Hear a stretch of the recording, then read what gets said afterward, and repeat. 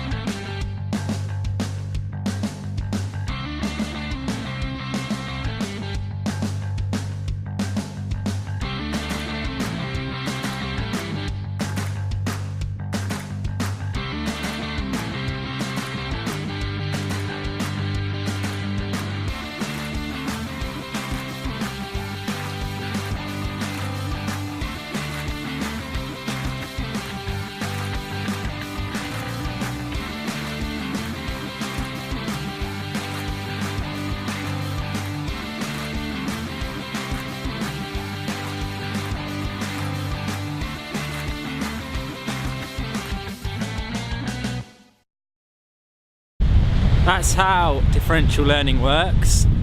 Now here's a few ideas of how you can use it in your archery. Okay, here's my attempt to explain task space. If we imagine a graph with the result or outcome performance along the y-axis and then all the possible solutions along the x-axis, this wiggly line represents the continuum and these dots are the traditional solutions along that continuum to the ideal form. Differential learning solutions cover the entire range of possible solutions. Some of them won't be good, but there will be optima along there that will be right for you.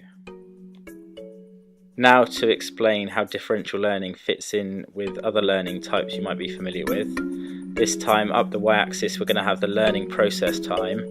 Along the x-axis we're going to have the amount of stochastic perturbations, which we'll go into later.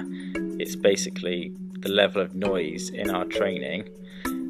Then we have this curve. On the right hand side is the noisy end, where you have free movement and free playing. That's how children learn. On the left hand side is the kind of quieter end. That's how adults learn, usually with repetitions of skills, then go into a methodical series of exercises or drills. Then we have variability of practice, that could be at different distances perhaps. Then your contextual interference, which is perhaps shooting in windy conditions to make you better. Then right at the top we have the differential learning, where you're playing with your movement. Now we get to the stochastic perturbations.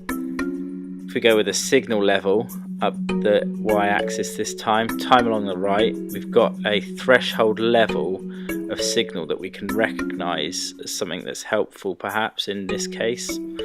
Then we have the kind of signal we're generating from our movements to our brain. If we add noise into that through kind of perturbations and noise, trying different things, we kind of get this stochastic resonance that we can recognize as something.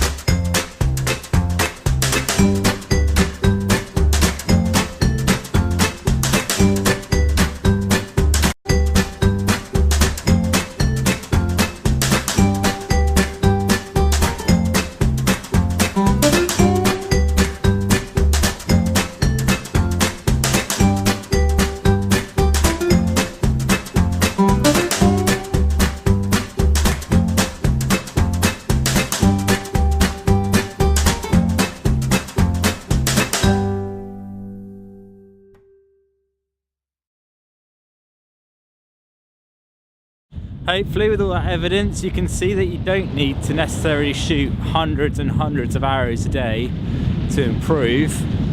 Of course you still need to put in the hard work, but if you're smart with it, you can definitely make improvements with the limited time you have. I'm not the only one in an exotic location this week. We've been sent in a teaser by one of our loyal followers. Let's take a look at it. George, Keith, where am I?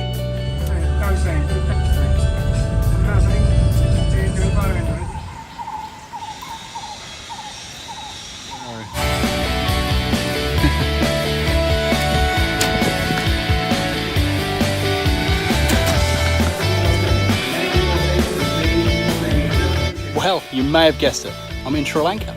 Don't worry, I'll give you guys a full report next week. See you later. That's it from us on another week of archery. Next week Keith is working on a treat for you, so make sure you tune in. Same time, next time.